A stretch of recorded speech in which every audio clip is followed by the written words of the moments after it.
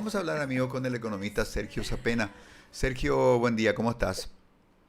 Buen día, Quique. Qué gusto escuchar ahí lo que estuvieron disfrutando la Semana Santa. Sí, no, un Yo cociné, abuso. yo cociné dorado a la parrilla y Qué me salió, según lo Epa. rico. que entienden, me salió en Villa Florida, estuve. Después Se dicen que estamos cocina, mal económicamente. no, por eso yo me fui al interior. El interior de la República es hermoso. Paraguay es hermoso. Sí. El interior está hermoso. Bueno, y la pesca, que es uno de los últimos reductos donde se puede obtener alimentos sin pagar por ellos, ¿verdad? Todavía. Ayepa. Está todavía, ¿verdad? Está muy bajo el río porque las arroceras parece que usan mucho el río Tebicuarel, pero más arriba, antes era cerca, pero ahora ya son kilómetros arriba, todavía hay surubí, dorado, cada vez más allá, más alejado, pero todavía hay.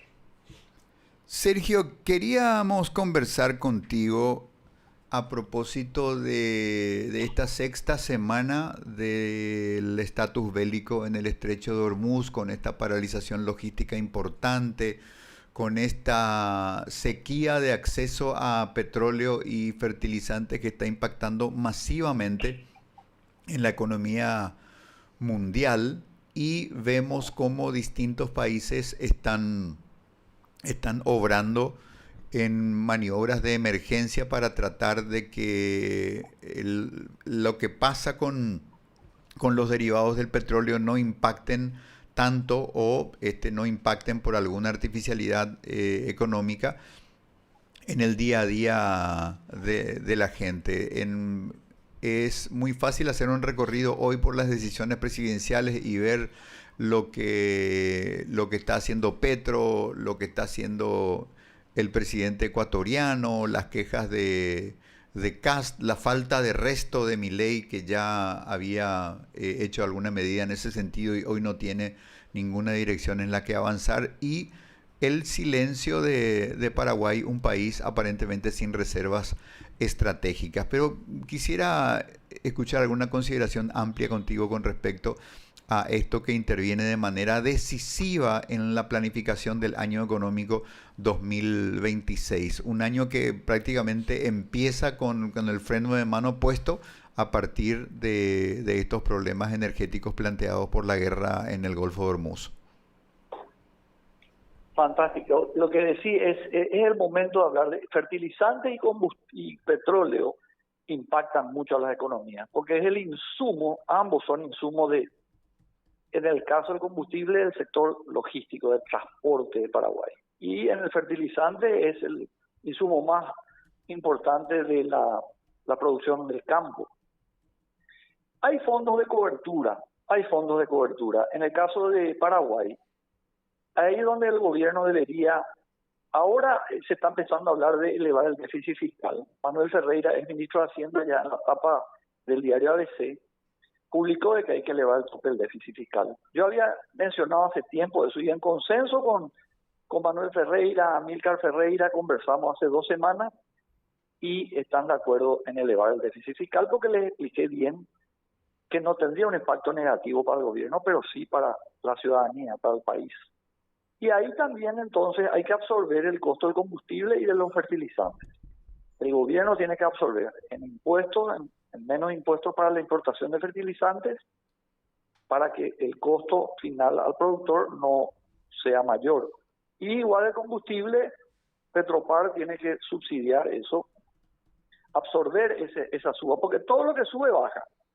Esto es una cuestión momentánea, va a subir y va a bajar. Entonces se va a mantener después su nivel histórico siempre, como todos los ciclos.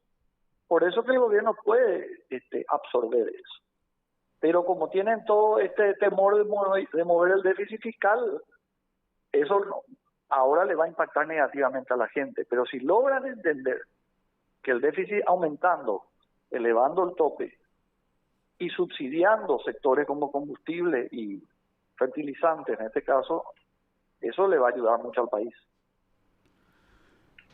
Esta elevación del tope es una cuestión de dogma económico, pero que también, bajando a las cifras finales, nos pone en un escenario inquietante, que cuando lo reducimos a la economía de una persona o de una familia, eso significa los ingresos de papá y mamá ya no alcanzan para llegar a fin de mes. O vamos a tener que reducir el gasto o vamos a tener que endeudarnos sin saber cómo vamos, con qué recursos vamos a pagar esa deuda. O cómo hay que interpretar el aumento del techo, del tope del déficit fiscal, Sergio. Esa forma de pensar es lo que le engaña mucho a las personas, ¿verdad? Porque el gobierno produce dinero. No necesita como padre de familia tener ingresos para gastar. El sector privado, las familias necesitan ingresos. O, como decís vos, endeudarse para mantener el mismo nivel de vida. El gobierno no. El gobierno produce dinero y destruye dinero. Produce con la emisión que financia el gasto público del Banco Central y destruye con la recaudación. Pero no tiene que ser uno a uno. Tiene que emitir más de lo que destruye. Y acá el gobierno empezó con la retórica de Milei de que tiene que haber equilibrio fiscal. Y eso es lo que le está destruyendo a la economía. Ahora por fin pude explicar y creo que se está entendiendo. Sergio, perdón por pisar tus expresiones, pero decís algo muy fuerte. La destrucción de la economía. Dame un ejemplo de destrucción de la economía nacional a partir de esa premisa Milei. Bueno, 3 te voy a dar, hay varias, pero como no tenemos mucho tiempo. La primera, el poder adquisitivo. Están destruyendo el poder adquisitivo de las familias porque elevan los precios innecesariamente. ¿Por qué? Porque la gente cuando tiene un problema de salud tiene que endeudarse porque el gobierno no le cubre la salud. También en la educación tiene que pagar colegios privados porque no le cubre la educación el gobierno. Si tiene que transporte, por 5.000 guaraníes tendría que darle el transporte al gobierno, pero la persona tiene que endeudarse comprando una moto. Entonces todo eso destruye el poder adquisitivo porque el gobierno no pone los servicios públicos. Segundo, la usura que el Banco Central legaliza en Paraguay, que a 2 millones de personas le explota y por eso están al tope de endeudamiento las personas, por la política del Banco Central de tasas de interés altas. Cuando que la inflación está bajando, según ellos, está bajando. Entonces, ¿por qué la tasa va a ser tan alta? Y lo tercero es esta obsesión por el grado de inversión, que le impide al gobierno gastar. Entonces, contrae el circulante. Por eso están quebrando como 200 empresas en Paraguay, que son proveedoras del Estado. Entonces está destruyendo la economía de las empresas más grandes, ¿verdad? De las vialeras, farmacéuticas, los grandes proveedores del Estado, los que proveen limpieza, las pequeñas empresas. Hay como 300.000 familias que dependen de la construcción. Después del servicio de limpieza, otras 100.000. Bueno, entonces esos son 3, te puedo contar más, pero ahí están destruyendo la economía, con esos 3. Destruyendo el poder adquisitivo, porque no hay servicio público, y la obligan a endeudarse porque los banqueros son amigos del gobierno. Entonces el negocio de ellos es endeudarle a la gente. Y lo tercero, lo del grado de inversión, que impide elevar el tope del déficit fiscal, y por eso el gobierno no puede pagar a los proveedores. Clarísimo y didáctico esto, Sergio, y ahí ya creo que deberíamos entrar un poco dentro de lo que es la cuestión dialéctica, ¿no? ¿A qué escuela de la economía esto? Usted dice una receta liberal, pues yo creo que no hay que tener miedo. Yo toco muy de oído, esa es su área de expertise, pero todo esto que usted dice, el tema del equilibrio fiscal, Estado que no provee servicios básicos a la gente, contracción de circulante, ¿no responde a la línea doctrinaria económica del neoliberalismo? Sabés preguntar, Quique. Qué bien que sabés interpretar. Excelente. Te agradezco el elogio porque acaba de hacer la pregunta. Es Elías Piris. Por favor, de vuelta. ¿Sabés preguntar, Elías? Sí. Elías, entonces. Le respondo a Elías. Mira, tiene mucha razón en que en el fondo es una cuestión de escuelas. Y ellos aplican la escuela clásica de Chicago, de Friedman, de metas de inflación, pero se olvidan que el Banco Central tiene otro objetivo también, tiene dos, tiene el de meta inflación, pero tiene el de pleno empleo de los recursos. En este estadio de desarrollo del país hay que aplicar el de pleno empleo de los recursos. Tiene que emitir más el gobierno de lo que retira circulante el mercado con la recaudación. Hay que meter más dinero que es lo que saca. Y eso que decís viene del Fondo Monetario Internacional, son recetas del Fondo Monetario, porque estamos muy pegados a Argentina. Y Milei, el efecto Milei le contagió a estos economistas que están en el gobierno. Y creen de que Paraguay, igual que Argentina, no hay plata. Y nada que ver. Argentina no puede emitir por la corrupción que hubo, y está muy bien cerrar el Banco Central. Pero no es el caso de Paraguay. Paraguay sí puede emitir mucho, porque nuestra deuda pública es apenas 35% del PIB. Eso tiene que subir a 70%, como es El Salvador, Perú, Panamá, todos están en 80%, para tener la infraestructura que se necesita al país. 30.000 millones de dólares el atraso que tiene el país. Todo eso es lo que el Banco Central tiene que emitir alguna vez cuando estos Chicago Boys se vayan del gobierno, que es lo que está manteniéndonos en la pobreza. Pero es una cuestión de escuela. Yo estoy en la escuela keynesiana. John Maynard Keynes, que es el padre de la macroeconomía, dijo que en 2 ocasiones el gobierno tiene que emitir más de lo que destruye. Cuando hay un estancamiento económico, que es lo que está pasando, y cuando falta infraestructura en el país para elevar los servicios públicos. Eso es lo que hacen los países que crecen. República de El Salvador elevó del 40% de emisión a 80%. 6.000 millones de dólares hicieron aeropuertos nuevos, escuelas nuevas, plazas nuevas, todo asfaltado, pluvial, desagüe cloacal de todas sus ciudades. El Perú la misma cosa, Panamá la misma cosa. Y Paraguay sigue guardando la plata en el Banco Central. Ahí sí podemos tener una referencia de un padre rico que viene a su hijo y le dice, papá, no tengo ni para moverme. Y el padre guarda la plata y le dice, ahora no te puedo dar. Es una cosa, hasta en la Biblia está eso. Si vos le pedías a Dios, ¿cómo no te va a dar si vos le pedís? Porque él a Jesús su hijo le dio, ¿cómo no te va a dar a vos? O sea, te agradezco porque puedo hasta hablar de la Biblia contigo. Bueno, pero hay varias líneas lógicas y en otro territorio el papá Dios le mandó a la parrilla al hijo. Andate ahí, los romanos te van a hacer mierda, pero es por un bien superior, Jesucito. Vos andá nomás que al final yo te salvo. Sí, le volvió otra vez, resucitó, increíble. Y eso es lo que hizo la transformación del mundo, ¿verdad? Que Dios pudo darle esa oportunidad de que resucite su hijo. Y nosotros, en Paraguay, estamos todavía con la política conservadora de guardar la plata. ¿Cómo vas a guardar la plata cuando no hay transporte público? No hay desagüe pluvial. Cuando llueve, hay raudales, la gente no puede salir de su casa. Yo te quiero mostrar lo que se puede hacer con Paraguay. Si podemos subir el déficit al 5 o 6% y empezar a invertir en la salud, en la educación, en desagüe cloacal, pluvial, en las ciudades. Ahí nosotros recién vamos a pasar al frente. Porque la inversión extranjera que ellos están queriendo traer no va a venir sino a infraestructura.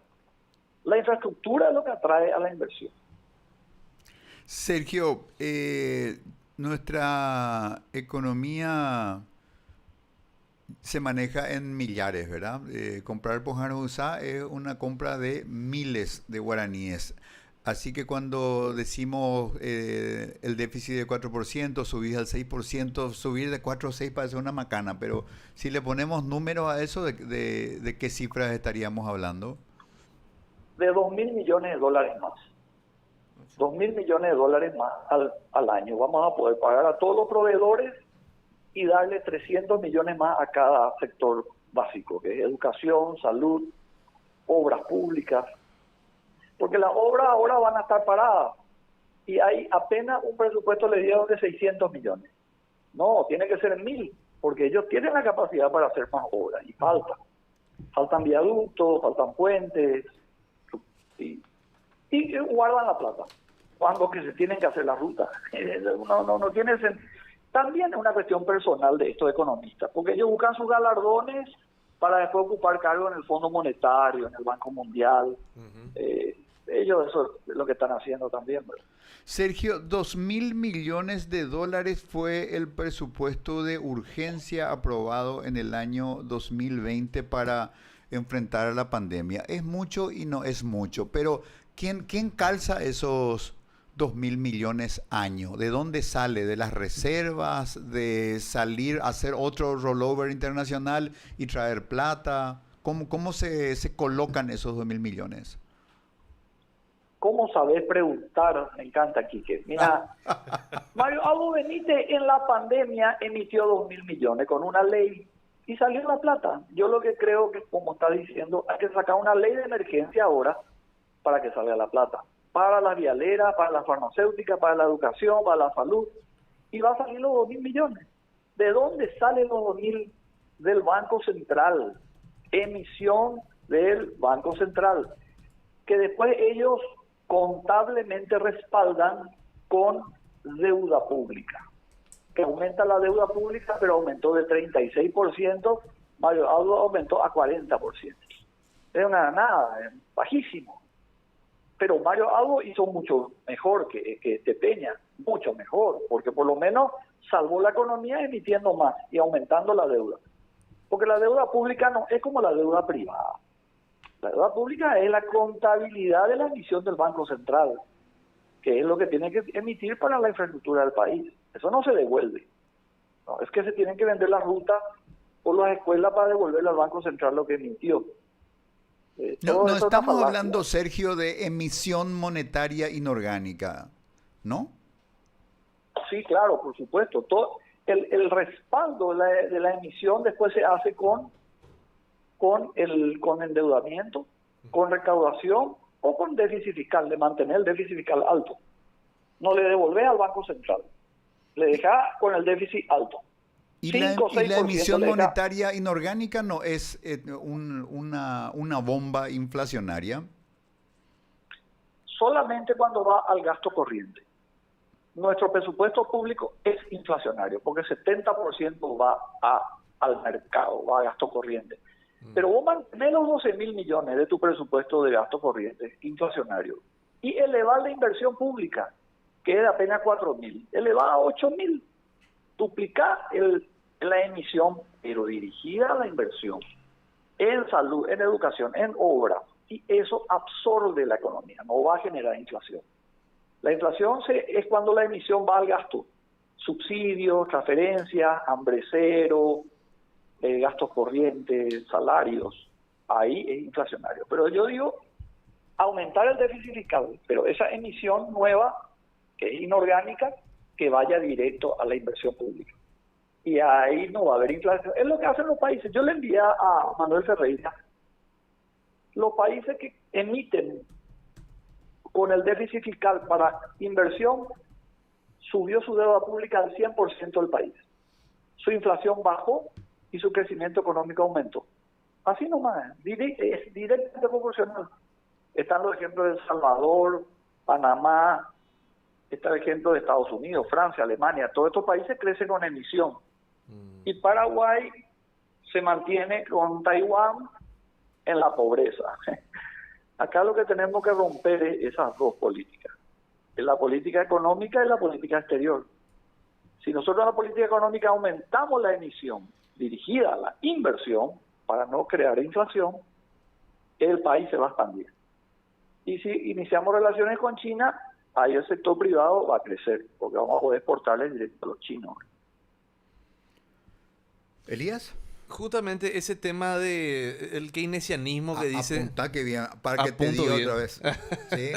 No, 1-1 nuestro score, Elías. Estamos empatados. Bueno, eso de aumentar la obra pública para que haya más circulante y crezca la economía, ¿es la fórmula que resultó en ese periodo que fue cuando tuvimos el récord allá por el 2010 de 14%? ¿O ahí Paraguay aprovechó, como dicen otros, el tema de las commodities que estaban altos?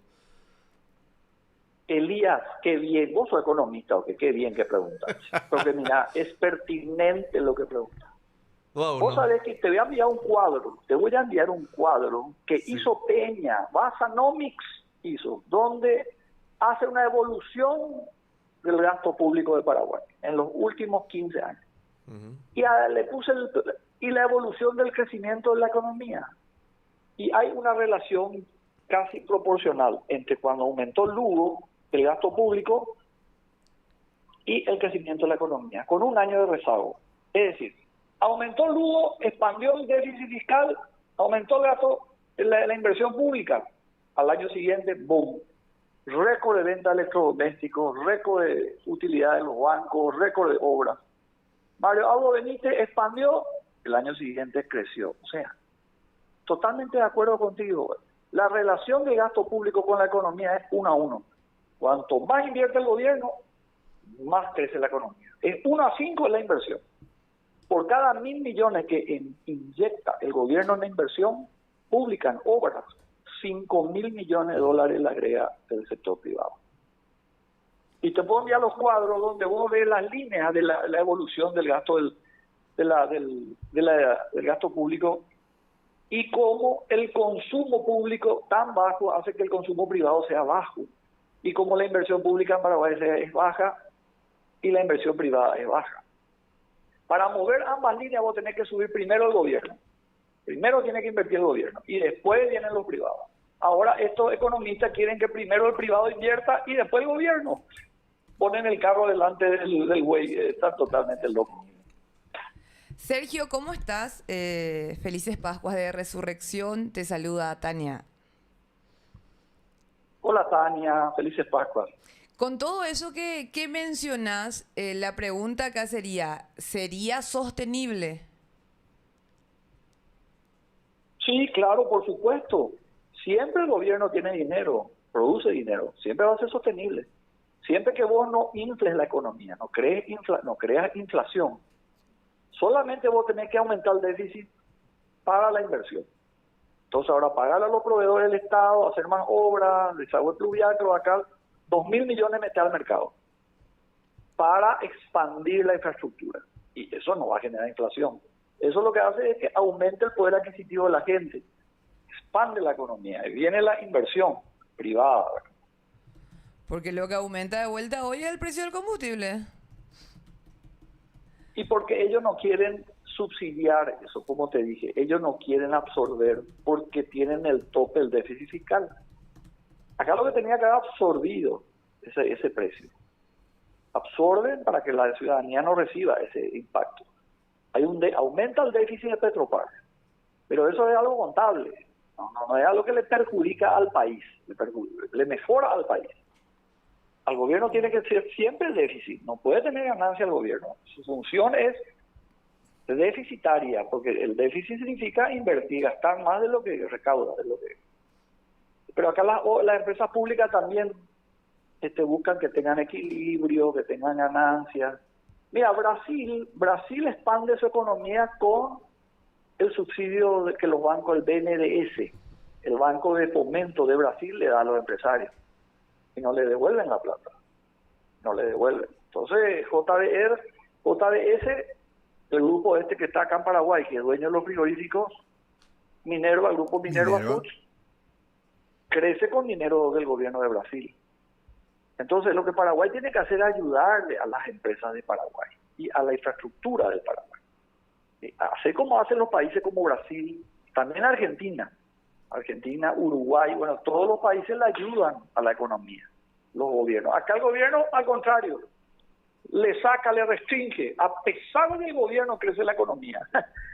A pesar de, en vez de que el gobierno le apoye invirtiendo, dándole la infraestructura, igual los privados, porque el campo es muy potente. Eso le salva al país. El campo es potente. Sergio, muchísimas gracias, muy amable. Gracias por escucharme, Quique. Te mando un gran abrazo.